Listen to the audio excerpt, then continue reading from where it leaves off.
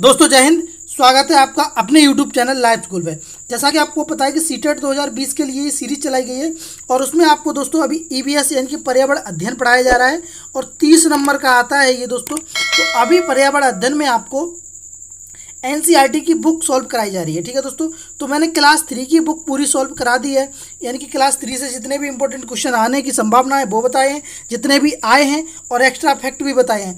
Class fourth में मैंने दोस्तों क्लास फोर्थ में 1 से लेकर 11 तक चैप्टर करा दिए हैं।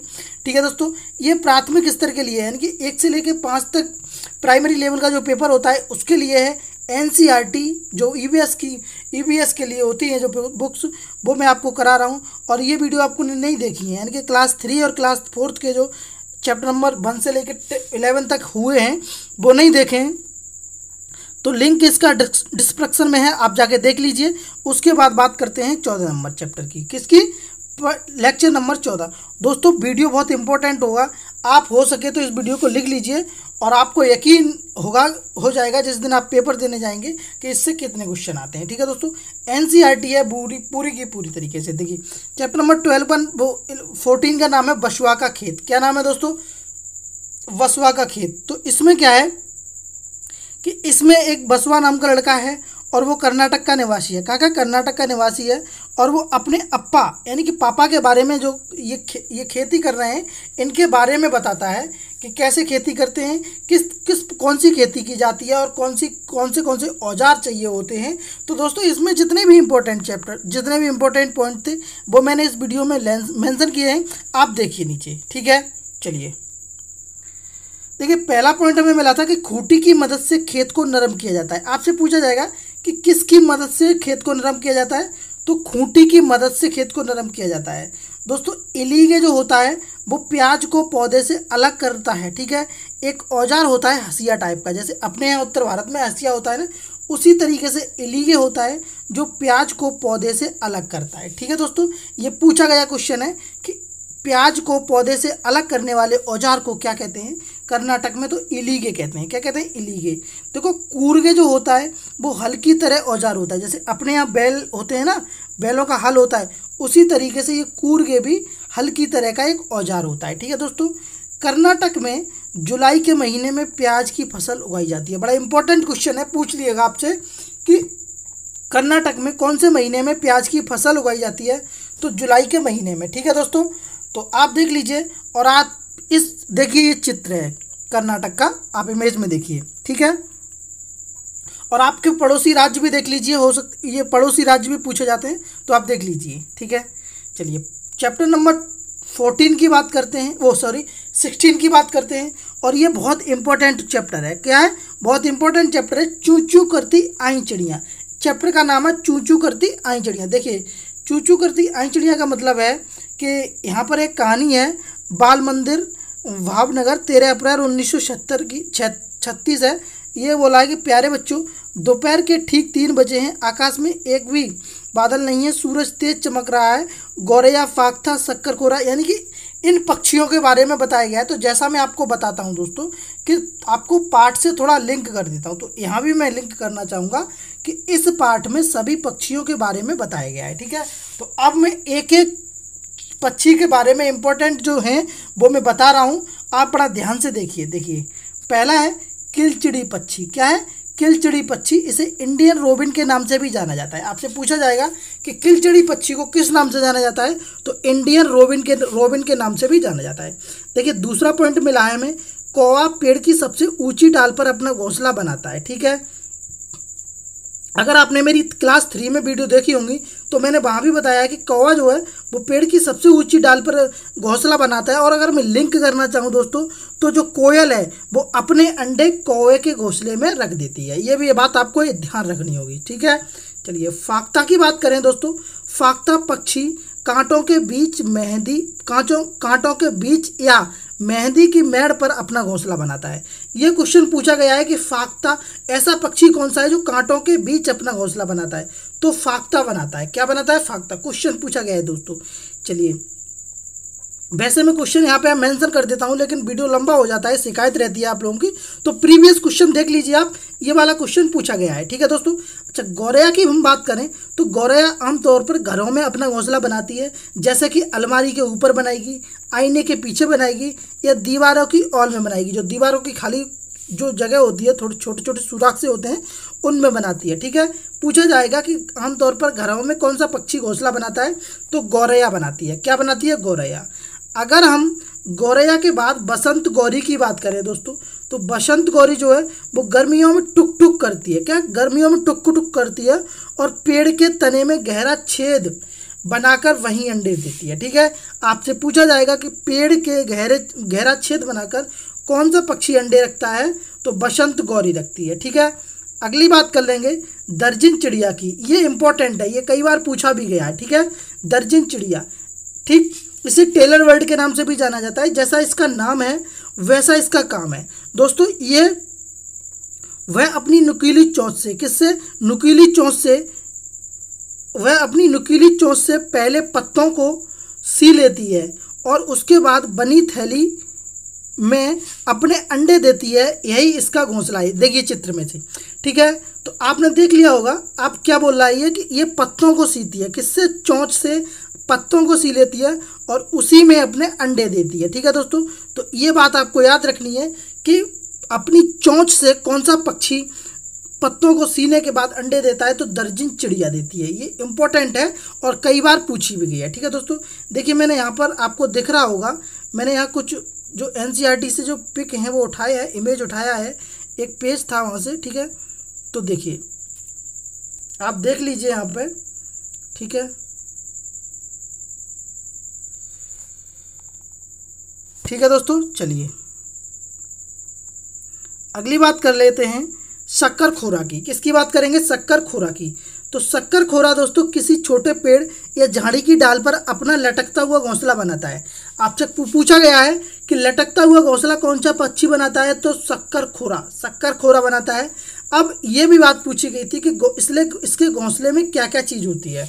ये मेंशन भी किया गया था NCERT में, तो मैं आपको बता दूं कि घोंसले में है बारीक घास, पतली टहनियाँ, सूखे पत्ते, कपड़े के चिथड़े आदि शामिल करता है और किसी किसी घोंसले में मकड़ी का जाल भी शामिल करता है। ठीक है, ये बात आपको याद रखनी है। ठीक है दोस्तों, अगर ये वीडियो आपको पसंद आ रहा है तो चैनल को सब्सक्राइब कर लें और बेल आइकन को दबा लें। ठीक है दोस्तों, चलिए, और वीडियो को शेयर जरूर कर दें और वीडियो को लाइक कर दें दोस्तों।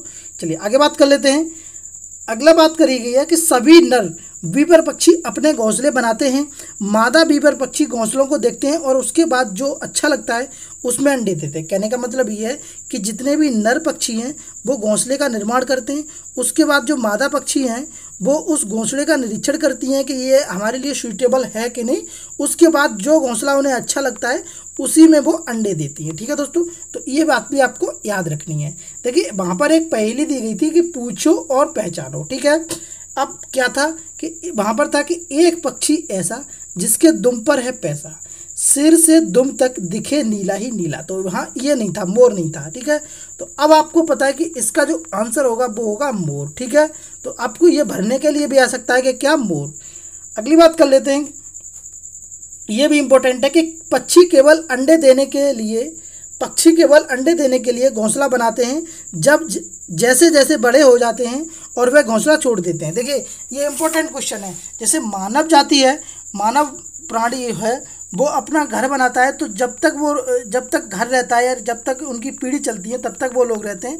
लेकिन पक्षियों में ऐसा नहीं है। पक्षी जब तक उनके बच्चे रहते हैं, जब तक बच्चे उनके उड़ने लायक नहीं होते तब तक उसमें रहते हैं, उसके बाद ये घोंसला छोड़ देते हैं। तो ये बात भी आपको याद रखनी है। अब वहाँ गाय की भी बात की गई थी कि गाय के आगे के दांत छोटे छोटे होते हैं और पत्तों को काटने के काम आते हैं। ठीक है, पत्तों को काटने के लिए, घास चराने के लिए होते हैं और पीछे के दांत चपटे होते हैं। पूछा गया था, ये गाय नहीं था, कि ऐसा कौन सा पशु है जिसके दांत, आगे के दांत छोटे छोटे होते हैं और पीछे के दांत चपटे होते हैं। ठीक है, तो आपको आंसर देना है गाय। क्या था? गाय। ठीक है दोस्तों। अच्छा, बिल्ली की बात भी की गई थी कि दांत इसके नुकीले होते हैं, वो मांस फाड़ने और काटने के काम में आते हैं। ठीक है, मांस फाड़ने और काटने के काम में आते हैं। ठीक है दोस्तों, चलिए सांप की बात कर लेते हैं। सांप की बात भी की गई थी वहाँ पे कि सांप के दांत नुकीले होते हैं और वह अपने शिकार को चबाकर नहीं बल्कि पूरा निगल जाता है। पूछा जाएगा कि ऐसा कौन सा जीव है जो अपनी शिकार को चबाकर नहीं निगल कर खाता है, तो वो कौन सा है? निगलता कौन है? सांप निगलता है। ठीक है दोस्तों, ये बात आपको याद रखनी है। गिलहरी की भी बात की गई थी कि इसके दांत हमेशा बढ़ते रहते हैं, इसलिए दांतों से काटने के कारण इसके दांत घिसते रहते हैं। देखो दांत ये खुतर खुतर करती रहती है, इसी वजह से इसके जो दांत हैं वो घिसते रहते हैं। ठीक है दोस्तों, अब बात करेंगे हम चैप्टर नंबर 17 की। दोस्तों ये चैप्टर 17 है। अब आप कह रहे होंगे कि सर बहुत छोटे छोटे चैप्टर है। भाई इतना ही है, एक्स्ट्रा पॉइंट भी जोड़े हैं मैंने, आप बड़े ध्यान से देखिए। और इतनी ही जितना भी आपको मैटर लिखाया जा रहा है, जितना भी मैटर आपको लिखाया जा रहा है वो लिख लीजिए आप बस, और फिर पेपर में दीजिए।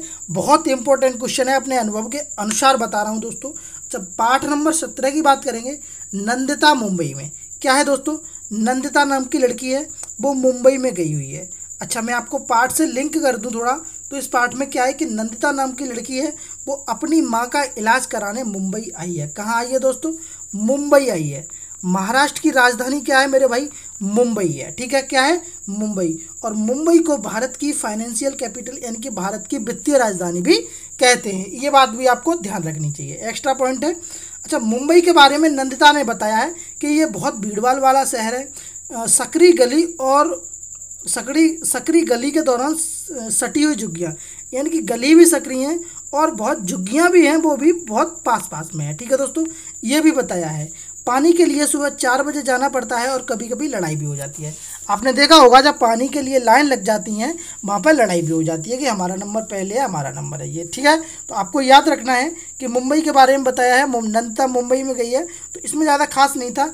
लेकिन ये वाला जो चैप्टर है वो बहुत इंपॉर्टेंट है, चैप्टर नंबर 18, पानी कहीं ज़्यादा कहीं कम। ठीक है दोस्तों, कहीं ज़्यादा कहीं कम पानी, इसमें पानी के बारे में बताया गया है। देखिए मैं आपको बता दूं कि ये जो है, उम्मीद करता हूँ आपको दिख रहा होगा, ये दिख गया होगा। ठीक है, देखिए कैसे बुझाएं प्यास, यानी कि प्यास कैसे बुझाएं। ठीक है, नल्ला मड़ा आंध्र प्रदेश की बात है ये दोस्तों।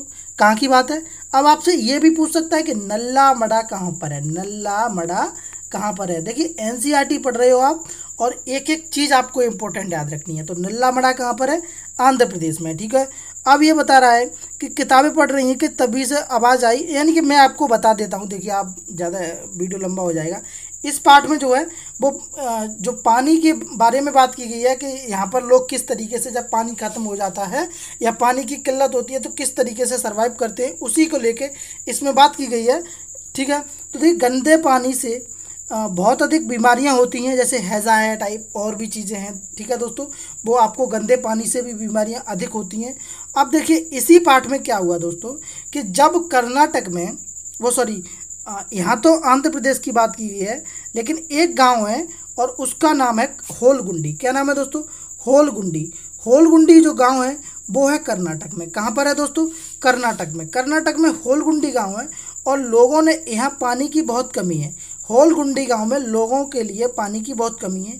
पिछले 3 सालों में बारिश की कमी से सूखा पड़ गई है। क्या पड़ गया है? सूखा पड़ गया है। मजबूरी में लोग शहर जाने लगे हैं। ठीक है, मजबूरी में कहाँ जाने लगे हैं लोग? शहर जाने लगे हैं पानी की व्यवस्था करने। और गांव में पानी की हालत सुधारने के लिए पंचायत भी लगती है। इस पंचायत में बच्चे भी शामिल होते हैं। बड़ा इंपॉर्टेंट है। पहला क्वेश्चन तो आपको ये बनेगा कि होलगुंडी कहाँ है, तो कर्नाटक में है। ठीक है, पानी की समस्या को सॉल्व करने के लिए एक पंचायत लगाई जाती है और इस पंचायत में बच्चे भी शामिल होते हैं। ये भी बात आपको याद रखनी है। अगला क्वेश्चन मैं आपसे कहूँ कि बच्चों की जो पंचायत का नाम है। अब ये कुछ बच्चे जो, देखिए कैसा होता है ना कि बड़ों से पूछा इन्होंने कि किस तरीके से पानी को पहले किया जाता था, तो बड़ों ने कहा कि बेटा गांव से बाहर एक पहाड़ी है और पहाड़ी पर एक टंकी है और वहाँ पर पहले बारिश का पानी भर जाया करता था इस टंकी में, और उसके बाद ही गांव में पानी सप्लाई हुआ करता था। तो फिर बच्चों ने जाके इस टंकी को देखा, और टंकी को देखा तो बहुत सारा कीचड़ और जो भी कह सकते हैं कचरा वगैरह इसमें भरा हुआ था। तो इसे साफ किया बच्चों ने। क्या किया? इसे साफ किया। तो उसी बच्चों ने साफ किया, तो उन बच्चों की टोली को नाम दिया गया है, वो भीमा संघ दिया गया है। क्या पूछा जाएगा आपको कि बच्चों की पंचायत का क्या नाम है, तो भीमा संघ नाम है, जो कि पानी साफ करने का काम करती हैं, पानी की सुरक्षा करने का काम करती हैं। ठीक है दोस्तों, देखिए यहाँ पर आप देखेंगे ये आपका एनसीईआरटी का ही पार्ट है। एनसीईआरटी में ही मैंने आपसे एनसीईआरटी से ही लिया है दोस्तों। देखिए ये बोल रहा है कि बच्चों ने उठाया कदम। क्या है? बच्चों ने उठाया कदम। कर्नाटक के होलगुंडी गांव में गांव के लोगों अपनी की पानी की कमी की आदत पड़ गई है। बारिश के दिनों में ही कुओं में पानी रहता है। पिछले 3 सालों से बारिश की कमी में सूखा पड़ गया है। पानी था ही नहीं, ना ही खेतों के लिए, ना पीने के लिए और ना जानवरों के लिए। हार मानकर लोग मजदूरी करने शहर जाने लगे। बच्चों को भी स्कूल छोड़कर अपने साथ ले जाने लगे। ठीक है दोस्तों, गांव की पंचायत परेशान थी। सब लोग इसके बारे में बात कर रहे थे और इस पंचायत में बहुत खास बात है कि बच्चों की पंचायत का नाम भीमा संघ है। ठीक है, तो आप समझ गए होंगे कि ये एनसीईआरटी का चैप्टर पूरा का पूरा है। तो दोस्तों आपको ये याद रखना है कि जो होलगुंडी गांव में जो पानी की सुरक्षा के लिए जो काम करती है वो कौन सी पंचायत है? तो वो है बच्चों की पंचायत भीमा संघ। ठीक है, बच्चों की पंचायत का नाम है भीमा संघ। दोस्तों मैंने आपको पिछली वीडियो में आपको लिंक करूं तो मैंने बताया है कि राजेंद्र बाबा या राजेंद्र सिंह को पानी वाले बाबा के नाम से भी जाना जाता है। किसके नाम से? पानी वाले बाबा के नाम से या जल पुरुष के नाम से जाना जाता है। ठीक है, आपको याद होगा कि जल पुरुष के नाम से किसे जाना जाता है? तो राजेंद्र सिंह को जाना जाता है। ठीक है दोस्तों, ये बात आपको याद रखनी है। चैप्टर नंबर 19 देखेंगे हम, जड़ों का जाल। क्या है? जड़ों का जाल। ठीक है दोस्तों, जड़ों के जाल के बारे में अगर यहाँ देखें हम, आपको दिख रहा होगा, देखिए, अब्दुल छुट्टी के दिनों बगीचों की देखभाल के लिए यहाँ बोला है कि अपने अब्बू की मदद करने गया।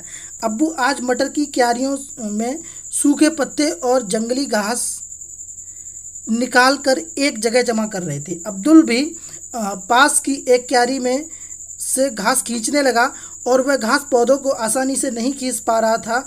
2-3 घास के पौधे खींचते और उसके हाथ लाल हो जाते। दोस्तों अब मैं आपको ज़्यादा नहीं पढ़ रहा, आपको बता देता हूँ। इस पार्ट में अगर लिंक करूँ तो दोस्तों इस पार्ट में अब्दुल जो है वो अपने अब्बू से पेड़ और उनकी जड़ों के बारे में चर्चा कर रहा है। ठीक है, क्या कर रहा है? पेड़ और उनकी जड़ों के बारे में चर्चा कर रहा है। अब आप कहेंगे पूरा चैप्टर पढ़ के सुनाइए। भाई पूरा चैप्टर इंपॉर्टेंट नहीं है, इंपॉर्टेंट फैक्ट मैंने इस वीडियो में जोड़ दिए हैं। जो भी इंपॉर्टेंट है वो आपको एक भी बाहर नहीं जाएगा। विश्वास बना के इस वीडियो को देखते रहिए और हो सके तो इस वीडियो को लिख लीजिए भाई, बहुत इंपॉर्टेंट है। ठीक है, अच्छा, अब वहीं पर हमें मिला था बरगद का पेड़।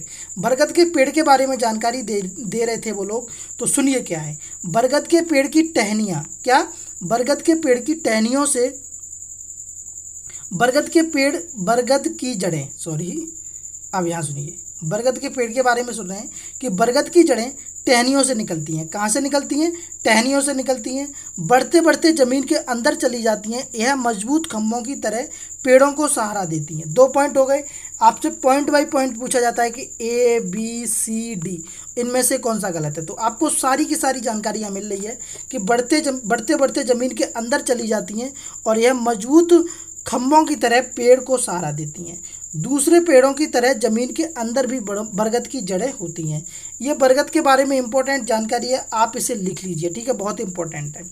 अच्छा, यहाँ पर एक पॉइंट और था किताब में कि पेड़ को काटने के खिलाफ कानून। देखिए, आप किसी भी पेड़ को काटते हो तो बोला गया था कि किसी भी पेड़ की छटाई के लिए उस इलाके से संबंधित जानकारी या दफ्तर या वन विभाग से अनुमति लेनी पड़ेगी। कहने का मतलब ये है कि अगर आप किसी पेड़ को काटना चाहते हो तो उसके जो है वो संबंधित सरकारी दफ्तर या वन विभाग से परमिशन लेके आओ। ठीक है दोस्तों, चलिए आगे बात कर देते हैं। और ये है कि क्या तुम जानते हो, क्या है दोस्तों? क्या तुम जानते हो ऑस्ट्रेलिया में एक पेड़ पाया जाता है। पहला पॉइंट तो ये है कि कहाँ पाया जाता है? ऑस्ट्रेलिया में पाया जाता है, जिसका नाम रेगिस्तानी ओक है। क्या है दोस्तों? रेगिस्तानी ओक है। जितने भी पेपर हुए हैं उसमें 80% ये क्वेश्चन आया है। ठीक है, आप 2019 का पेपर जाके देखिए, अभी पिछली बार का भी पेपर जाके देखिए, बहुत इंपॉर्टेंट है। ठीक है, जैसे बोला है कि ऑस्ट्रेलिया में एक पेड़ पाया जाता है जिसका नाम रेगिस्तानी ओक है। उसकी ऊंचाई क्लास की दीवार के लगभग 4 मीटर की होती है। कह रहा है कि उसकी जो ऊंचाई होती है वो तुम्हारी क्लास की दीवार जो होती है ना, यानी कि लगभग 4 मीटर की ऊंचाई के बराबर होता है। कितना होता है? 4 मीटर की ऊंचाई के बराबर होता है। तथा पत्तियां बहुत कम होती हैं। तीसरा पॉइंट, पत्तियां कितनी होती हैं? कम होती हैं।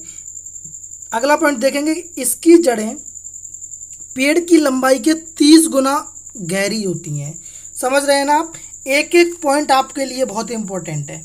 इसकी जड़ें पेड़ की लंबाई के 30 गुना होती हैं, ठीक है दोस्तों। यानी कि पेड़ अगर 1 मीटर का है तो जड़ें होंगी 30 मीटर की, ठीक है।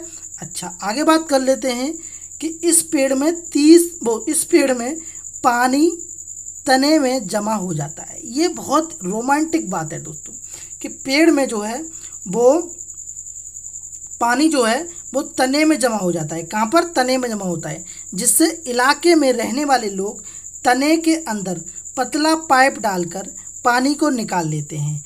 इस पेड़ की जड़ें जमीन में उस गहराई तक जाती हैं जब तक कि पानी नहीं मिल जाता, ठीक है। बहुत इंपॉर्टेंट है। रेगिस्तानी ओक कहाँ मिलता है? ऑस्ट्रेलिया में। सिर्फ यही क्वेश्चन 2019 में पूछा था आपसे कि रेगिस्तानी ओक कहाँ पर है? ऑस्ट्रेलिया में। रेगिस्तानी ओक राजस्थान में नहीं है, ऑस्ट्रेलिया में है, जो कि सबसे छोटा महाद्वीप है ऑस्ट्रेलिया, ठीक है। कहाँ पर है? ऑस्ट्रेलिया में है, ठीक है। ये बात आपको याद रखनी है।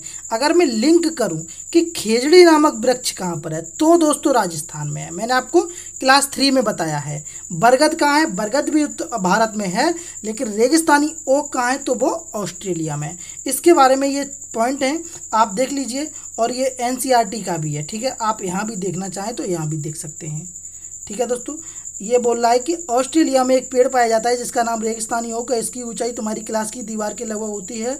पत्तियां बहुत कम होती हैं। अंदाजा लगाओ इस पेड़ की जड़ें कितनी गहरी होती होंगी, सोचो। यानी कि ये सब बातें बता रहा है, ठीक है। तो मैंने आपको बता दिए।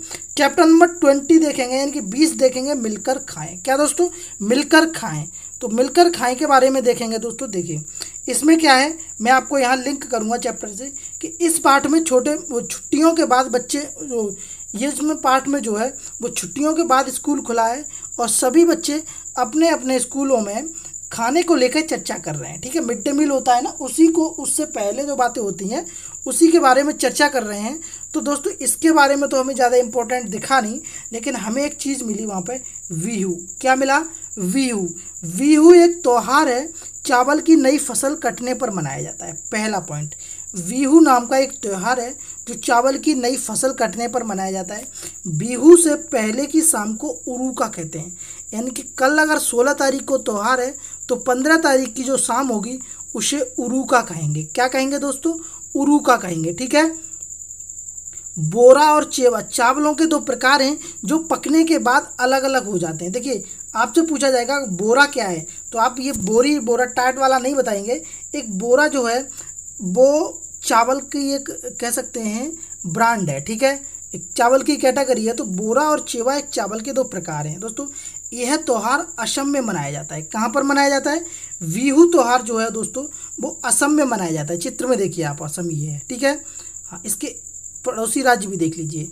तो जो है यह त्यौहार असम में मनाया जाता है। कहाँ पर? असम में मनाया जाता है। और बिहू त्यौहार माघ महीने के 14-15 जनवरी को मनाया जाता है। ये भी बात आपको याद रखनी है, ठीक है। बिहू से जितने भी क्वेश्चन इंपॉर्टेंट थे मैंने आपको बता दिए हैं, बहुत इंपॉर्टेंट है, इसलिए आपको याद भी रखने, ठीक है। देखिए ये NCERT का हमने लिया है, यहाँ से आप यहाँ भी देख सकेंगे। उम्मीद करते हैं दिख रहा होगा, बिहू का त्यौहार, ठीक है। तो बिहू के त्यौहार के बारे में मैंने जितनी भी चीज़ें थी वो मैंने बता दी हैं। अब मैं मिड डे मील की बात कर लूँ तो देखिए 15 अगस्त 1995 में 3 kg गेहूं और चावल की शुरुआत हुई थी। क्या हुई थी?